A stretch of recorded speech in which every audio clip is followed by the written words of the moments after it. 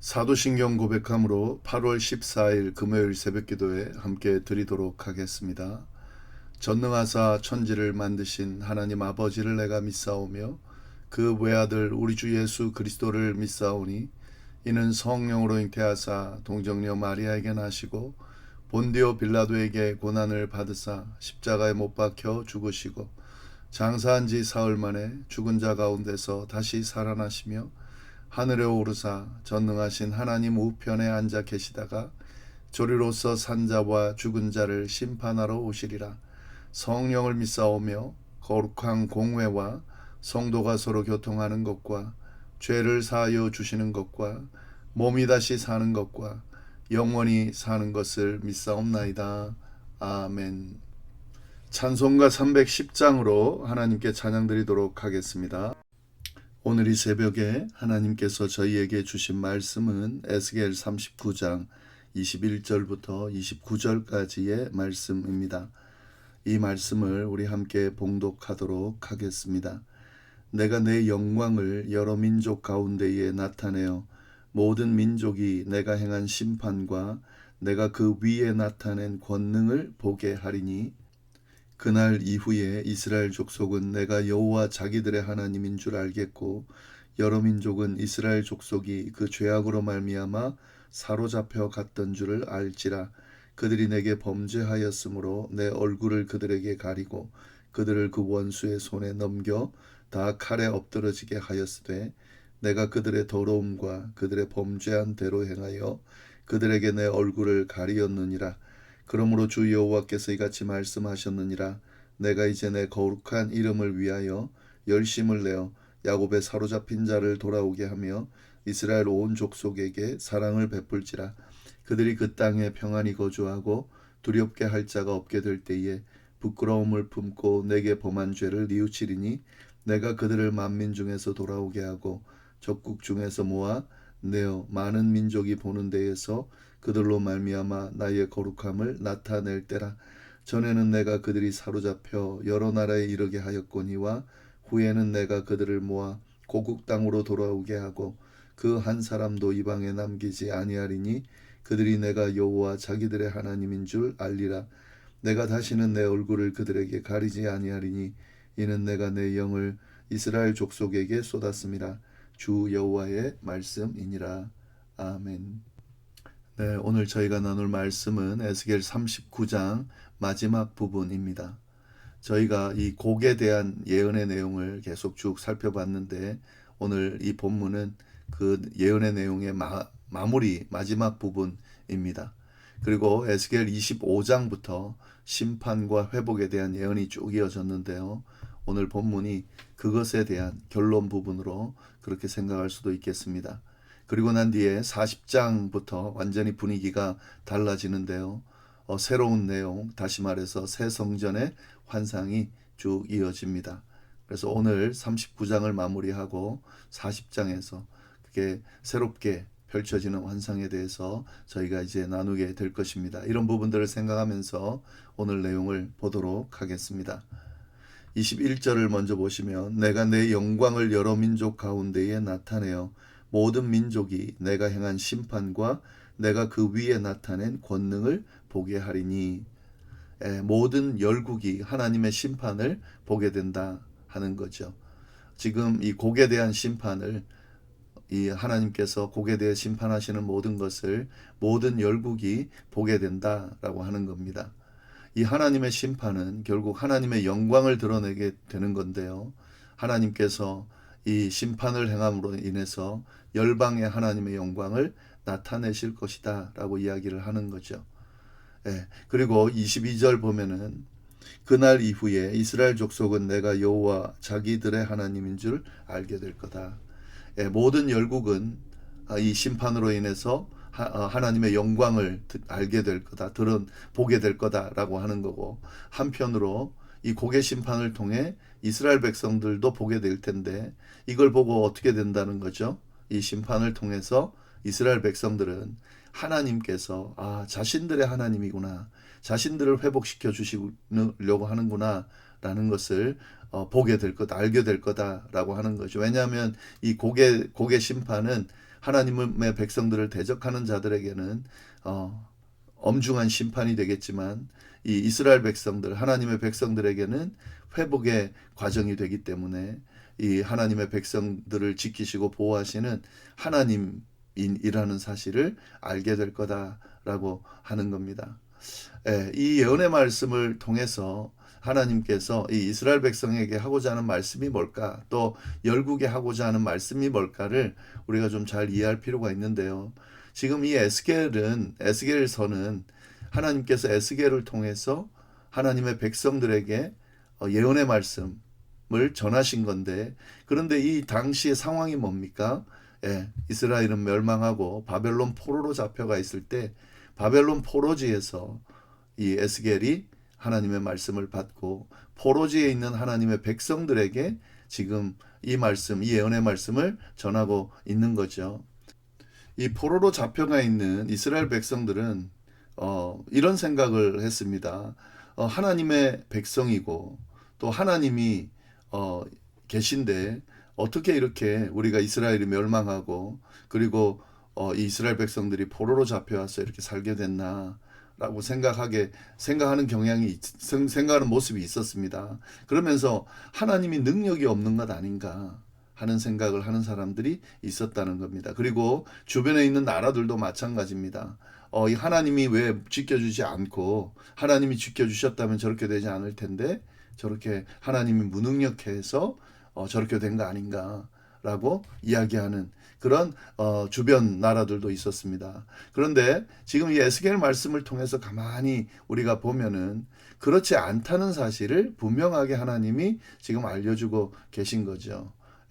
그리고 그러면 이 포로로 잡혀간 이스라엘 백성들이 포로로 잡혀간 이 상황들을 보고 그게 그 원인이 뭐냐라고 하는 것을 분명하게 알려주시는데, 그게 23절 말씀입니다. 23절 말씀 보시면, 여러 민족은 이스라엘 족속이 그 죄악으로 말미암아 사로잡혀 갔던 줄을 알지라.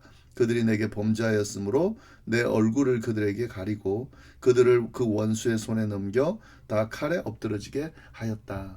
그러니까 이스라엘이 무너지고 그 이스라엘 백성들이 포로로 잡혀간 것은, 사람들은 또 여러 민족들은 하나님이 힘이 없어서 그렇다라고 지금 생각을 하지만 그렇지 않다는 거죠. 왜 그렇죠?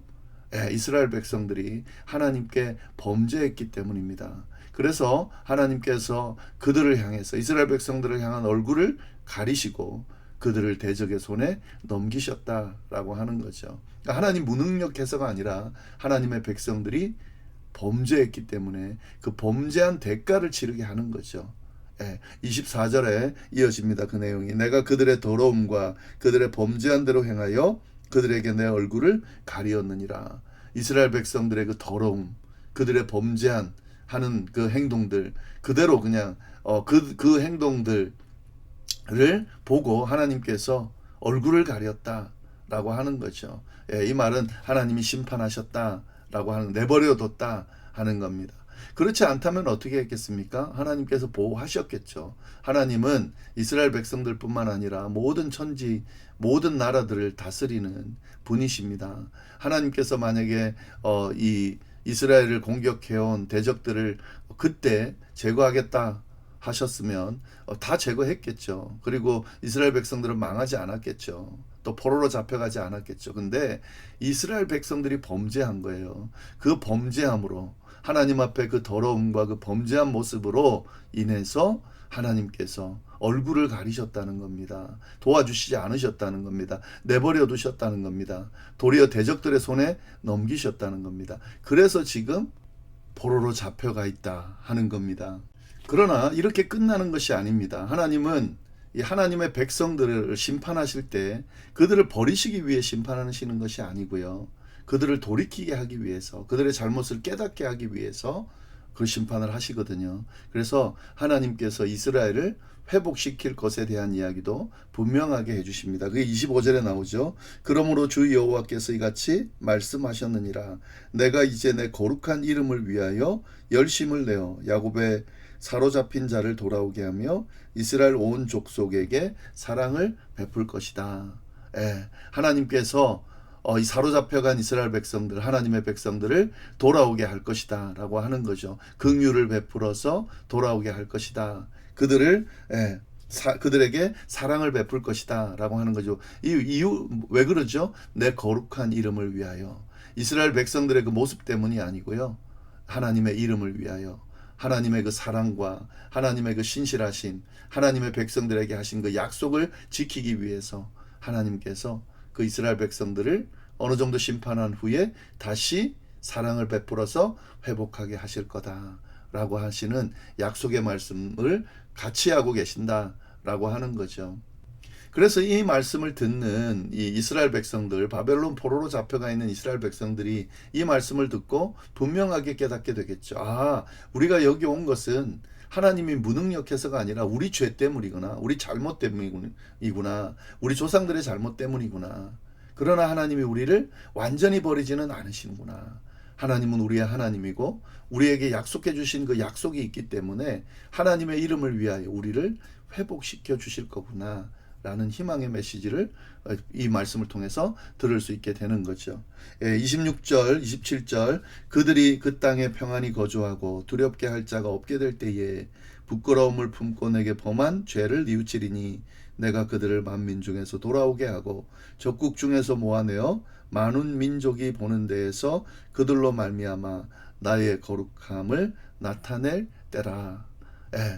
이 이스라엘 백성들이 회복해서 고국 땅으로 다시 돌아온다는 거죠. 그렇게 고국 땅에 돌아와서 평안히 거주하며 두렵게 할 자가 없을 그때 그동안의 수치와 범죄를 다 잊어버리게 하시겠다는 거죠. 하나님이 여러 민족 가운데에서 그 하나님의 백성들을 모을 때 많은 나라의 눈앞에서 하나님의 거룩함을 나타내실 것이다 라고 분명하게 말씀하고 계십니다. 그리고 28절 보시면은요. 전에는 내가 그들이 사로잡혀 여러 나라에 이르게 하였거니와 후에는 내가 그들을 모아 고국 땅으로 돌아오게 하고 그 한 사람도 이방에 남기지 아니하리니 그들이 내가 여호와 자기들의 하나님인 줄을 알리라. 전에는 사로잡혀 여러 나라에 이르게 했다. 이게 이제 하나님이 이스라엘 백성들의 잘못으로 인해서 그들을 내버려 둠으로 여러 나라의 포로로 잡혀가게 됐다는 거죠. 그러나 이제는 어떻게 한다고요? 다시 모아서 고국 땅으로 돌아오게 할 거다. 근데 고국 땅으로 돌아오게 할 텐데 한 사람도 이방에 남기지 아니하겠다. 이게 하나님의 마음인 거죠. 하나님은 한 명도 잃어버리기를 원치 않으십니다. 하나님의 백성은 한 명도 잃어버리기를 원치 않으십니다. 선한 목자가 양 100마리를 가지고 있는 선한 목자가 한 마리를 잃어버렸을 때 그 한 마리를 찾기 위해서 모든 걸 다 희생하면서 찾듯이 하나님께서는 이 하나님의 백성들, 흩어진 하나님의 백성들을 한 사람도 잊지 않으시고 하나도 빠뜨리지 않고 모아드리겠다라고 말씀하고 계십니다. 그러면서 그를 통해서 여호와 자기들의 하나님이구나, 이 하나님이 나의 하나님이구나, 우리의 하나님이구나 라는 사실을 알게 하겠다라고 지금 말씀하고 계신 거죠. 이게 하나님의 마음이고 하나님의 뜻입니다. 이 뜻이 지금 에스겔을 통해서 선포되고 있는 거죠.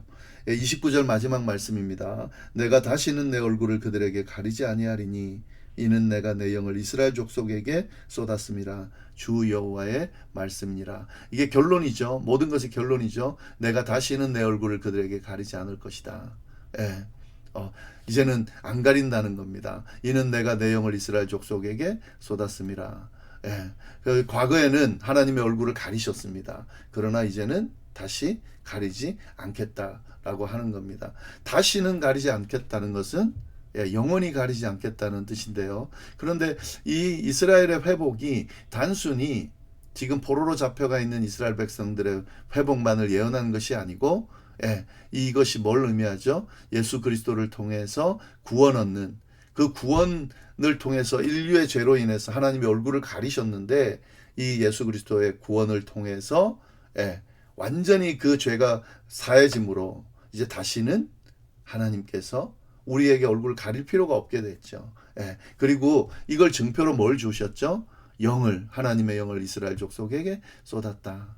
이게 하나님 성령 하나님께서 주신 그 그 영이 우리 안에 있으면서 그 영이 우리 안에 늘 내주하시면서 하나님의 임재가 계속 이어진다라고 하는 거죠. 그래서 성령을 통해서 교제하면서 하나님과 이젠 하나님이 얼굴을 가리지 않고 우리와 대면하시면서 우리와 이렇게 교제하신다라고 하는 내용입니다. 여기 보시면은 이스라엘 족속에게 내 영을 쏟았다 그랬죠. 그냥 나눠주신 정도가 아니라 넉넉히 부어주셨다라고 하는 겁니다. 이게 결국 이 약속이 언제 성취가 되죠? 오순절 다락방에서 성령 임재를 통해서 이루어지겠죠. 하나님이 이르시되 말세에 내가 내 영을 모든 육체에 부어줄 것이다 라고 하신 그 약속의 말씀이 이루어지는 거죠. 이 에스겔이 이야기하는 이 예언의 말씀과 또 요엘에 나오는 그 성령 강림에 대한 예언이 성취되고 있는 것을 우리가 사도행전을 통해서 볼 수가 있는데요. 하나님은 우리를 향해서 하나님의 백성들을 향해서 또 모든 인류를 향해서 이런 마음을 가지고 계십니다.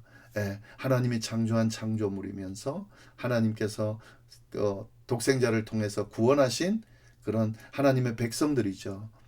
그렇기 때문에 이 하나님의 백성들을 사랑하시고 돌보시고 그들의 잘못으로 인해서 잠시 심판하실 수는 있지만 그러나 결국에는 하나님께서 구원의 길을 열어주셔서 다시 회복시키시고 얼굴을 가리지 않으시고 함께 교제하기를 원하신다. 또 그렇게 행하신다라고 하는 사실을 오늘 말씀을 통해서 우리에게 분명히 이야기하고 있습니다.